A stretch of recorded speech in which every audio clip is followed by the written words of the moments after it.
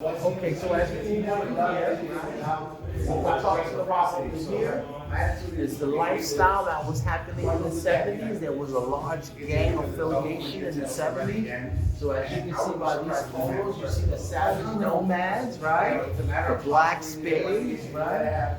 Over here you see the Fort Apache poster. This is very important. These children were protesting the movie Fort Apache, the Bronx, because they were very upset with how it depicted the neighborhood in terms of community.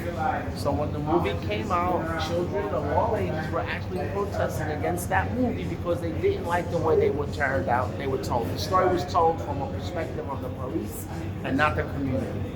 So the community was in outrage. And as you can see, there was racial connections.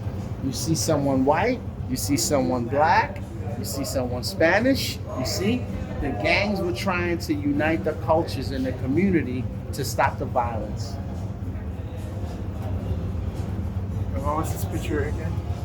This is a truce between the black spades and the savage nomads. They were discussing a truce. How'd that go? Well, it actually was one of the things that helped form hip hop because the gangs got along, so we were able to party in different locations. This exhibit is done by Ron Retro. He is a collector of 60s and 70s male fashion. So this outfit on the left is basically some silk pants with some Playboy shoes and a suede front. Typical attire of the hip hop gentleman in the early 1970s. You have this classic croquet sneakers, right? The mock neck with the patch in the pocket, right?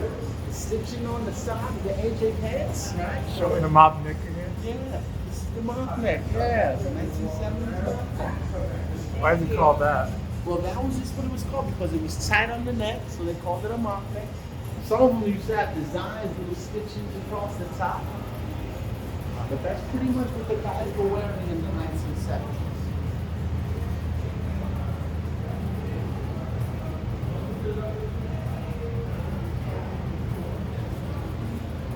Okay, so as you move down, you see a little bit more about the gang culture, right?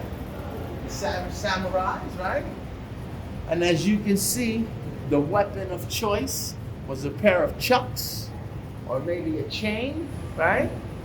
And then if it really got violent, there was a switchblade knife. Nothing like today's gang culture where they're shooting up schools. There was no such thing in our generation to do that.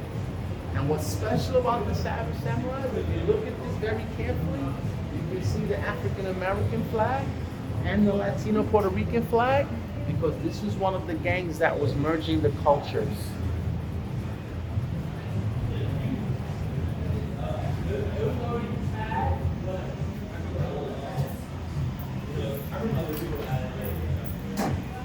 Pretty cool, right?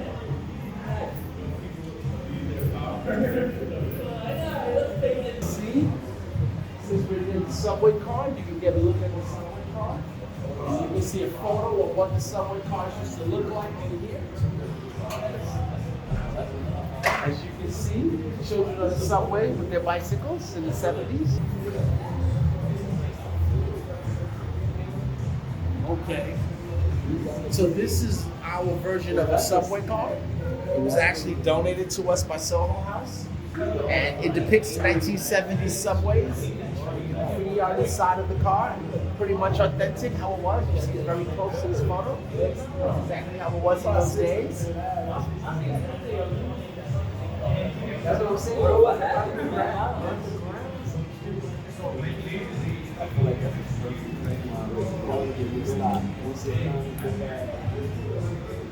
Yeah, it's like 2 blocks from the house.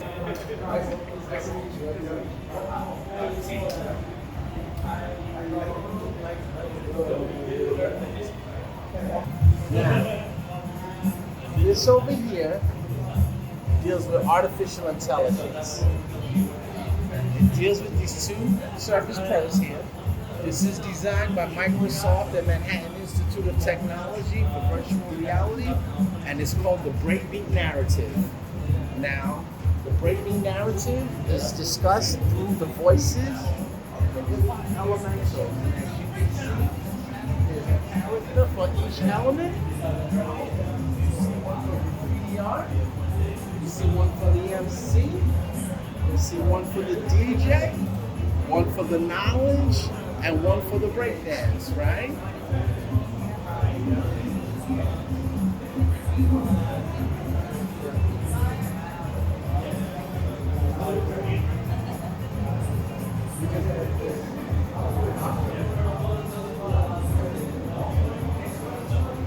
I don't really understand what this is. Okay, it's over here. Now, when you come to the breakbeat narratives, right, this is artificial intelligence. What actually happens is someone takes the headphones, right? You take the headphones and you listen, and the breakbeat narrative begins. You press begin, right? And it asks you a series of questions about your likes, your dislikes, your knowledge of hip hop. And at the end of the session, the elementals create a customized playlist that you can download with a barcode and save to your phone. So this is artificial intelligence. Everybody's answers are different, so everybody's playlist is personal. But it's really cool stuff. You know, when you finish filming, maybe you can take a chance to try it. Get that on camera. Look at that shirt. You gotta get that shirt on camera. That's hip hop. What's the story of this shirt? Just got out of the concert. I saw the hoodie at the concert, so I was like, I gotta get that. And the rest is history. Was it a Jay-Z concert? I can't even remember. It's been sitting in my closet for like 5 years. Oh yeah? I never wore it. This is my first time wearing this actually. Just for this occasion? Just for the hip hop museum. What brings you here today? My friend's in town, so we just got some tickets. And just wanted to check it out before the new location is built. So just look at all the history. Where did you come? Where did your friends come from? Maryland. I'm in Connecticut, so I'm right up the way. So, but I love it. Yeah. Love hip hop. Oh, nice.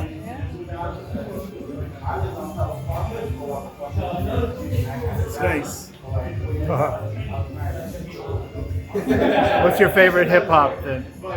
What's your favorite era? That's tough. Because what happened is, my family's from the Bronx, my dad's side. So coming visiting family growing up, my parents used to just throw on Hot 97, WBLS, Kiss FM, CD 101.9. So that's what really got me into hip hop. My dad grew up in the Bronx in the 60s, 70s. Told me that some like Grandmaster Flash used to throw parties and stuff. Some of the hip hop pioneers used to throw parties on rooftops and whatnot. But he really never went into detail about it. Neither did my family. But that's what really got me into hip hop. Just coming down to the Bronx, visiting family, parents throwing on the radio, finding songs over the years and stuff like that. So that's what really got me into hip hop. Been in love with it since. And how do you feel about the state of hip hop today? I like the state. It's a little different. I do prefer like 90s, early 2000s, late 80s with the little jazz flow. I do like, Tribe Called Quest, one of my first hip hop groups I fell in love with. Brand Nubian is another one. I got quite a few groups, but really 90s, MTV2 back in the day, with the music videos, Tupac, Snoop. So too many to name. My iTunes, my playlist, got over like 5,500 songs, so got a bunch of stuff. What do you do for a living? Oh, I work at a real estate company, just connecting people with agents though. So that's all I do. Do you hip hop dance? I don't do any dancing. I'm trying to get into DJing. Previously, I didn't have no funds to really DJ. So right now, I'm just working with one of my friends. Shout out to DJ Art of Zen. Look him up. He's helping me, trying to become a DJ and whatnot. So I'm just trying to get my stuff, get my music and whatnot together. And my name's Brandon. Yeah. Can you spell that for us? Brandon, Brandon. Last name? Cherry, Cherry. Yeah. So up in Connecticut, there's a few spots going on. We have some like karaoke events and whatnot. Trying to attend them, just show out. So. What's your favorite part of the exhibit? My favorite part of the exhibit, just the Curtis Blow information. Oh yeah. On the other Yeah, side. yeah, I saw that. Yeah, the Curtis Blow information, that's my favorite part of the exhibit. Also the interactive machines, how you could just make your playlist for you. Yeah. But also looking at the subway cars and whatnot. Saw the graffiti, that too. Reminds me of coming down in the 90s and all the trains were tagged up. Right. And stuff, just to come and visit family and stuff, so. But I can't wait till the full museum is finished. We can see the full thing. That's gonna be crazy. Nuts. Yeah. So I was 15 years old in this photo here. It's the first denim pants I painted. And in fact, Henry Chalfant took this photo, Okay. who was the guy who was taking a bunch of photos of subway art at the time. All right. And this is in Soho. He had an exhibit at the OK Harris Gallery.